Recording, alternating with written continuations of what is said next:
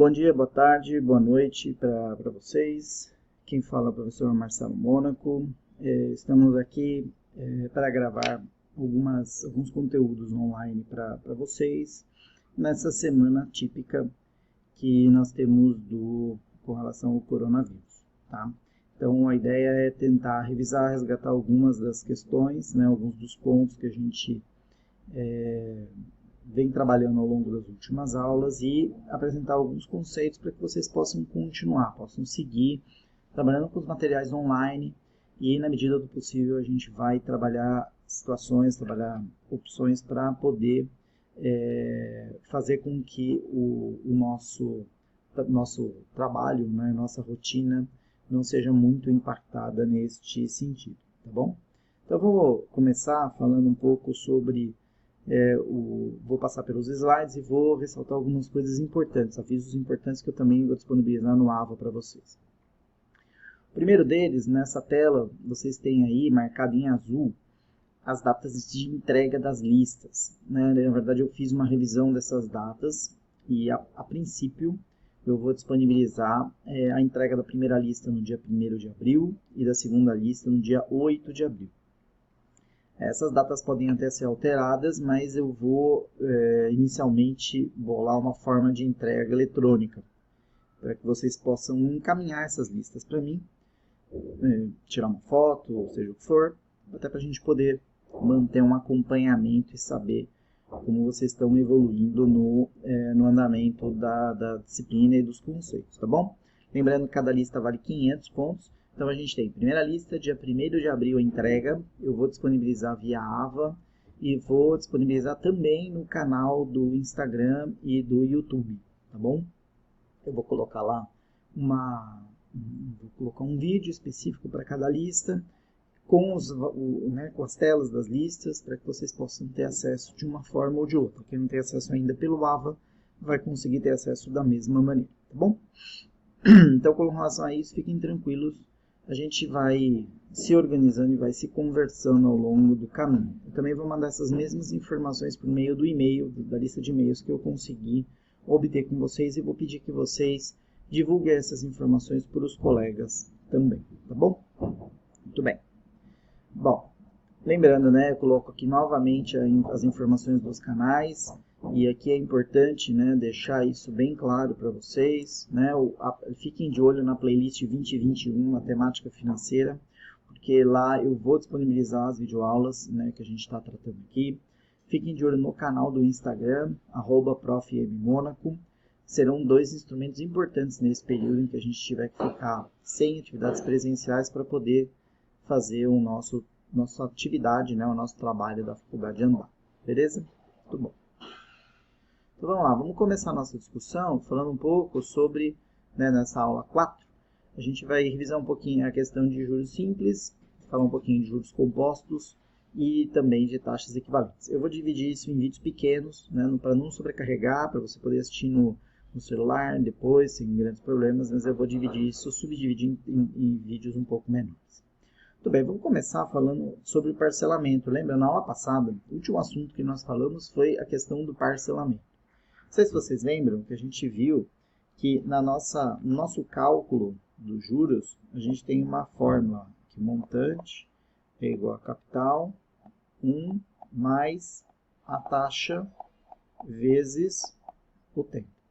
Essa é a fórmula do capital e quando a gente pegava esta parte aqui de baixo, né, do I1 mais I vezes o tempo, e passava ela dividindo o montante, a gente chegava na seguinte expressão. A gente chegava que o montante dividido por tudo isso, 1 mais a taxa vezes o tempo, ele era igual ao capital.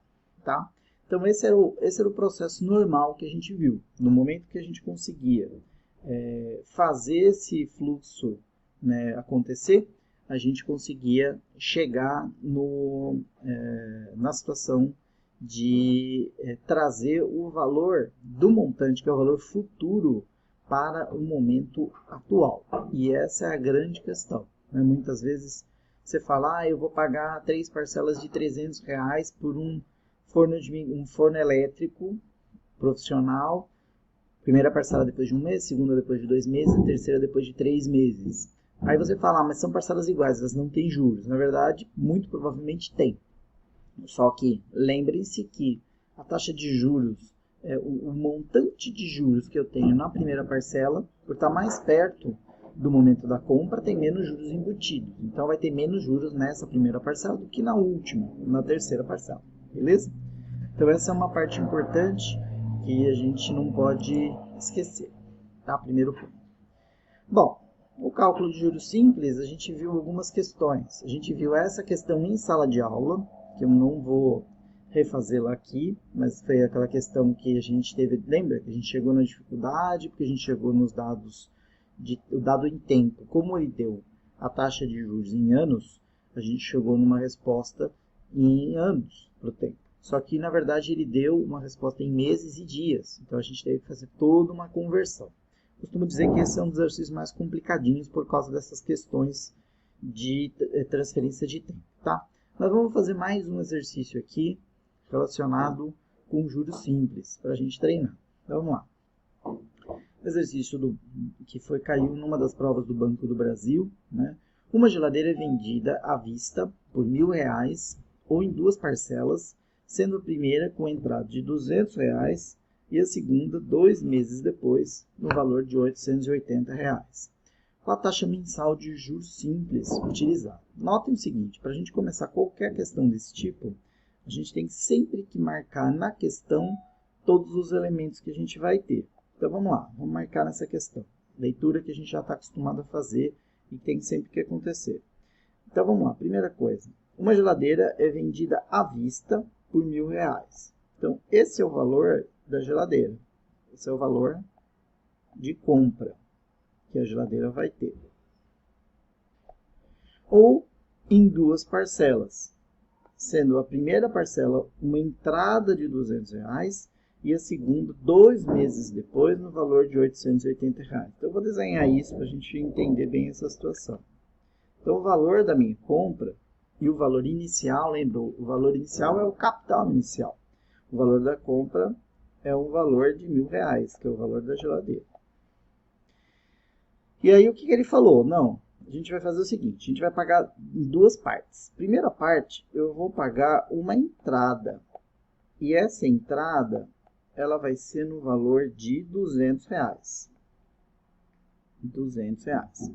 E aí eu vou pagar um valor lá na frente, depois de 2 meses, né, com um tempo de 2 meses, no valor de R$880. Note que, assim, se o meu valor da minha geladeira é de R$1.000 e eu já estou pagando antecipadamente 200, qual o valor que eu vou financiar? Qual o valor que vai ser submetido ao cálculo de juros? Logicamente que a gente vai ter que fazer o valor do capital, ele não vai ser 1.000. Ele vai ser um valor do capital de 1.000 menos R$200. Ou seja, o valor do capital real vai ser de R$800. E por que isso acontece? Porque eu não vou eu não vou financiar tudo. Eu não posso jogar juros em cima de um valor que já foi pago. Né? Imagina que eu vou e faço uma compra de R$5.000. Eu pago R$4.500 para a loja. Ela vai financiar os 500. Ela não vai financiar os 5.000, ela vai financiar apenas os R$500. Ela não pode calcular juros em cima de um valor que eu já paguei. Então, nosso capital ele não será 1.000 nesse caso. Ele será 1.000 menos os R$200 da entrada, porque isso eu já paguei. Ou seja, o financiamento será de 800. E qual que é o valor final dessa compra? O valor final dessa compra é o valor que aparece aqui, o valor que eu vou pagar lá depois de 2 meses. Valor capital inicial, o valor final a gente chama de montante. Muito bem. Então, se eu sei que o montante é 880 e sei que o capital é 800, o que a gente sabe também? A gente sabe que a diferença entre o valor inicial da minha operação financeira, que é o capital, e o valor final dessa minha operação, que eu paguei de fato para a loja, que é o montante, o que é essa diferença? São os juros. Então, os juros vão ser de quanto? Se o meu valor final foi de R$880 e o meu capital inicial foi de 800, Então, a diferença entre os dois, R$ 80, é o valor do meu juros. Tudo bem até aqui? Belezinha. Só que tem mais uma informação que ele me trouxe nessa questão. Qual é a informação? A informação é que ele está querendo saber a taxa, mas ele quer saber a taxa mensal de juros simples. Então, ele está dizendo que a informação, que esse cálculo é de juros simples. Então, o que a gente vai fazer? A gente vai aplicar a fórmula de juros para o juros simples. E como é essa fórmula? Juros é igual a CIT, capital vezes a taxa vezes o tempo. Valor dos juros dessa operação, a gente acabou de chegar agora, R$ 80. Será igual. Qual o capital? Qual foi o valor de fato financiado, inicial do financiamento? A gente também viu aqui, R$ 800. Vezes a taxa, que é o que eu quero saber, vezes o tempo. Quantos meses, né? Ele disse nesse exercício que foi entre a compra e o pagamento final. Foi de 2 meses. Então, tempo igual a 2. Lembrando que taxa e tempo sempre tem que estar na mesma base. Então, o que acontece? Se eu coloquei o tempo em meses, minha taxa vai sair o quê? Ao mês. Aquilo que a gente também já cansou de ver na última aula. Então, eu tenho do lado esquerdo 80 igual. Vamos multiplicar os números. 800 vezes 2, 1.600. Aí fica 1.600 vezes I. Como o 1.600 está multiplicando I, o que eu posso fazer com ele? Eu posso passar ele dividindo. Então, eu vou ter aqui 80, na verdade, né? Dividido por 1.600 igual a I. Se eu fizer essa conta, eu vou ter que o resultado da minha continha vai ser 0,05. E aí vocês lembram como a gente transforma isso para uma porcentagem, né? A gente faz aquele truquezinho. Se eu multiplicar dessa forma, eu multiplico por 100 e divido por 100, eu vou chegar no minha base percentual. Então, meu I, a parte de cima, o ponto 0,05 vezes 100 é 5. Aí deixa o 100 embaixo, né? Fica naquela base, naquela forma que a gente está acostumado. Ou seja, a taxa é de 5%. 5% o quê? Ao mês. E por que ao mês? Porque o nosso tempo que foi colocado no sistema foi em meses. Então, por esse motivo, eu vou ter a taxa também ao mês. A alternativa correta, a alternativa D. Então, é importante que a gente tenha essa lógica em mente. Quais são os passos para resolver uma questão? Primeiro, achei os valores todos que estavam informados na questão. Então, o valor da compra era 800, mas a gente teve que tirar o valor da entrada de 200 para poder calcular o valor do capital real, 880. Aí a gente viu também que na questão foi dado o montante de 880, o valor final. Então, se eu tenho montante e tenho capital, eu já tenho juros, que é a diferença de um menos o outro. Né? O final, que é o montante, menos o inicial, que é o juros. Legal. Aí ele me disse que o tempo entre a compra e o pagamento foi de 2 meses. Então, aqui eu também tenho o tempo da minha operação. E ele quer saber qual o valor da taxa. O valor da taxa I de juros. Então, com base nisso, a gente estrutura a questão e consegue chegar no valor da taxa. Lembrando que sempre que eu calculo por meio dessas fórmulas, o valor do I vai sair nessa forma com vírgula, né, que vocês falam. Né? Uma forma que não é inteira.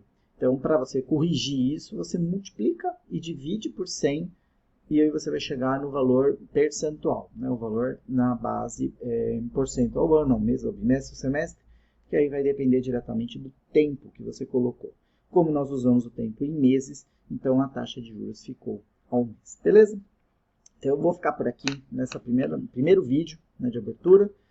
Bons estudos a todos e vamos em frente. Um abraço, até já.